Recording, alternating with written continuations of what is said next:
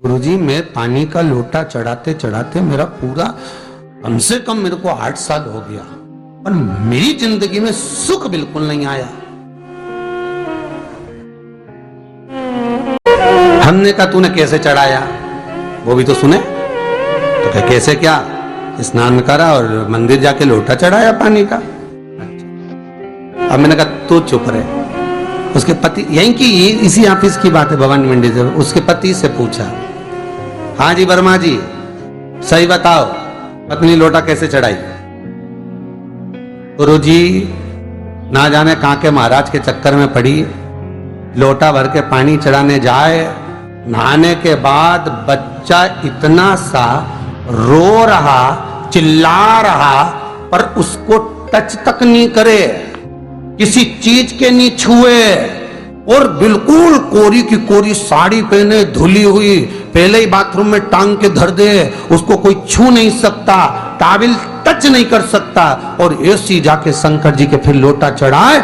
मंदिर में अगर किसी ने छू लिया तो वापिस आ जाए, नहाए धोए फिर जाए। मैंने कहा बस अब तो तू ऐसी जिंदगी भर चढ़ाती रहे तो भोलेनाथ आएगा ही। सत्य बोलो रे मिलेगा। कई लोगों ने पूछा शंकर को रिझाने के लिए कौन से कलर के कपड़े पहने कि शिव राजी हो जाए।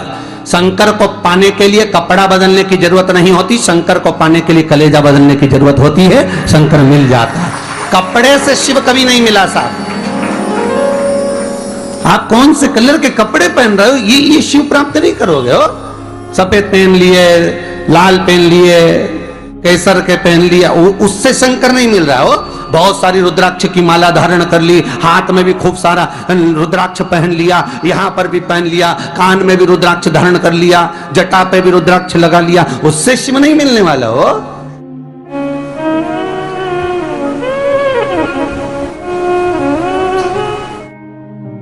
अरे भाई,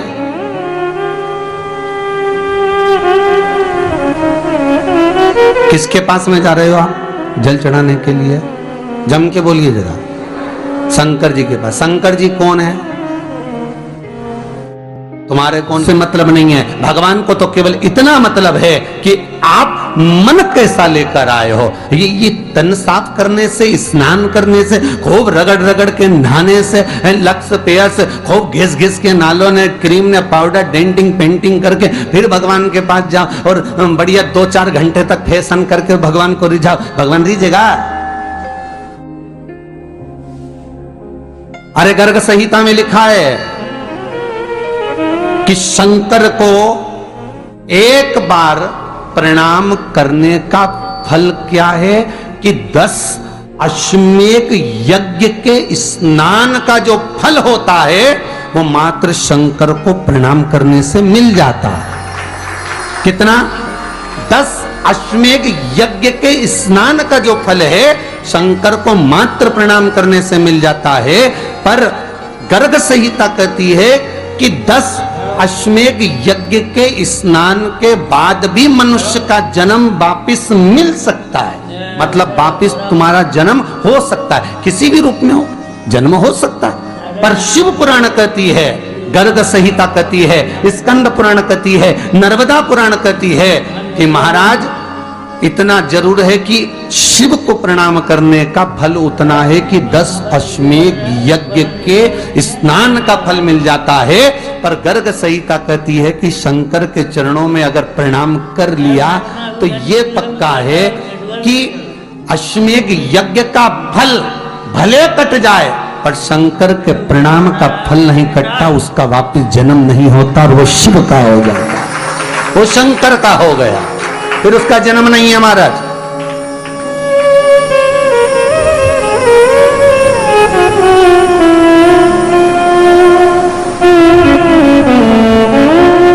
पति से कहा हाथ धो, स्नान कर लो जल्दी से, फिर अपन को चलना है मंदिर। पति बोला नहा लिया एक बार तो दूसरी बार फिर से नहा लो।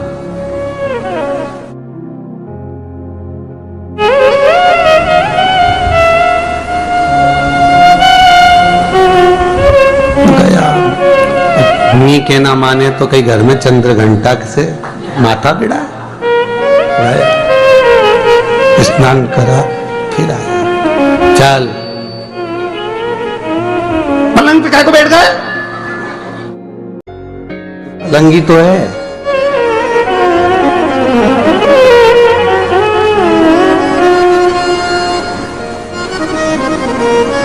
फिर से नहा के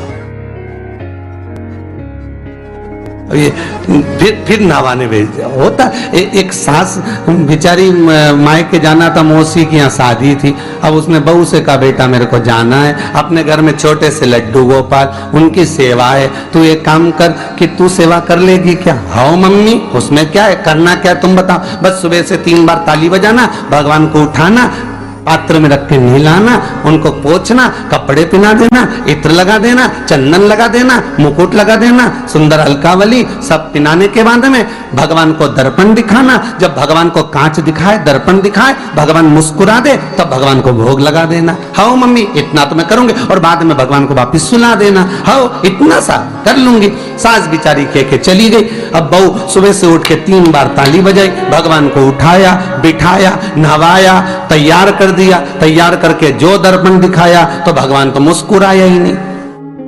अब इसको कौन समझाए कि पीतल की मूर्ति कोई हंसे है? पर उसने तो विचार करा कि सास कह के गई भगवान जब मुस्कुरा दे तो उनको भोग लगा देना। अब भगवान तो कोई मुस्कुराए नहीं, ये दर्पण दिखा। इसको लगा कि मेरी सेवा में कोई कमी रह गई। इसने भगवान का कपड़ा वपड़ा वापिस उतारा, इनको वापिस रजाई में सुला दिया। अब भगवान को वापिस रजाई में सुलाया, फिर आ गई, 3 बार फिर ताली बजाई, भगवान को फिर उठाया, फिर बिठाया, बिठाने के बाद में फिर उनको कपड़े वपड़े पहनाकर फिर दर्पण दिखाया, पर भगवान तो मुस्कुराया ही नहीं। ये वापिस इस सेवा में गलती रह गई। वापिस इसने सब कपड़ा उतारा, भगवान को फिर सुला दिया।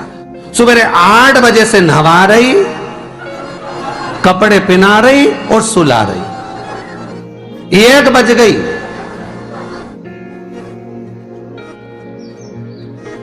कुछ गलती रह गई होगी अपने सास के अब की बार फिर भगवान को नहवाया। भगवान भी मन में सोचे नहवाई नहवा रही, खवा तो कछु ना रही। 28 बार नहवा दिया। इसके बाप का क्या जाए, 29 बार भी नहवा देगी। सर्दी होगी तो हमको होगी, इसका क्या जाए। नहवा ही रही है और खवाती कुछ नहीं, फिर सुला देती है, फिर ताली बजा। अब क्या फिर आ गई और 29वीं बार फिर बैठ गई और फिर भगवान को नहवाया, कपड़े पहनाया और पहनाने के बाद भगवान का श्रृंगार करके जैसे ही दर्पण उठाया, उठा के जो भगवान को दिखाने लगी, भगवान ने मन में सोचा अब की बार तो हंसी दूंगा, चाहे कुछ भी हो जाए। और भगवान दोनों दांत दिखा दिया। जैसे ही भगवान ने दांत दिखाया, इसने दर्पण रखा और जल्दी से भोग लाई, भगवान के जिमाया। भगवान के जिमाया, जिमने के बाद भगवान को फिर वापस सुला दिया। अब ये सुबह से जैसे ही आए तो भगवान पहले ही मुस्कुरा के, क्योंकि भगवान को मालूम नवाएगी 25 बार का मतलब उसे हंसी दो, हंसने में क्या जाता। तो भगवान पहले से मुस्कुरा के बैठ गया। अब एक दिन सास आ गई। सास ने कहा बहू अब सेवा मैं कर लूंगी। हाँ मम्मी कर लो। मम्मी सेवा करने बैठी। मम्मी ने भी स्नान कराया, श्रृंगार करा, कपड़े पहनाए, मुकुट लगाया। सब लगाने के बाद जैसे ही सास कांच दिखाने के लिए दर्पण को उठाई, इतने में से मूर्ति में से आवाज आई, दर्पण तो तेरी बहू दिखाएगी, उसको बुला दे, बहुत जोरदार दिखाती, वो दिखा सकती, तू वापिस धर दे दर्पण, तेरे बस का नहीं। भगवान को भी लगा कि भैया सामने अब इसमें कोई दिखावा था क्या? प्रेम वात्सल्य था। भगवान भक्ति के बल पर ही था। फिर बैठ गए पलंग पे, नाव वापिस नहाते नहाते चले, मंदिर पहुंच गए और राम बेलपत्तर तो घर घर ही आई। जैसे ही बोली बेलपत्तर घर धरी आई, पति इसको घूर के देखा, 2 बार नवाया है और बेलपत्तर रखी आई घर। ये पति से कहती कि तुम लेने जाओ, उससे पति पहले ही बोल दिया था कि मेरा तो आज घुटना बहुत दुख रहा, बहुत घुटना दुख रहा।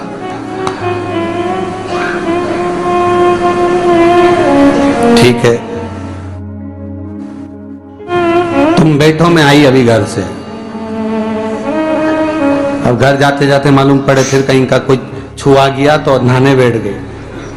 फिर आई, इसकी जो पूजन की थाली रखी थी, कोई भगत आया बेचारा, उसने सोचा मंदिर की थाली है, सब चढ़ा चुड़ू के चले गए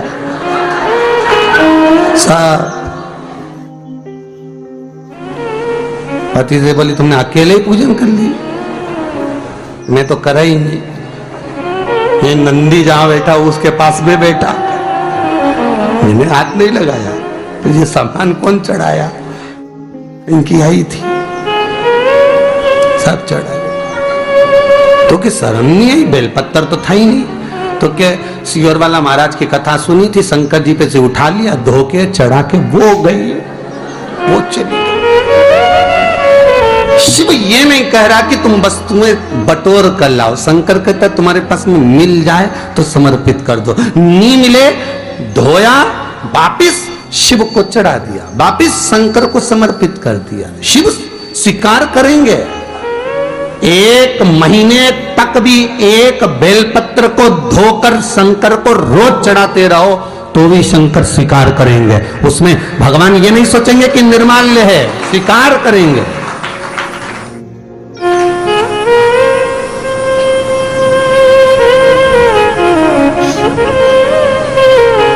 पर इसका मतलब ये नहीं है कि तुम मंदिर के घर से अगर पास में लगी हो, नजदीक में लगी हो, 8, 10, 15 घर छोड़कर कुछ थोड़ी दूरी पर भी बेलपत्र लगी हो तो लेकर जरूर जाना, नहीं तो कहीं कहीं की इतनी आलसन। उन्होंने कहा सियोर वाला महाराज बोला तुम तो उठा के चढ़ा दो, तो भगवान के मंदिर में बेलपत्र नहीं जाए मालूम पड़े हो, तो ऐसा नहीं है कि नहीं जाए वाला, जाओ, पास में लगी हो तो लेकर जरूर जाओ, भगवान को समर्पित करने की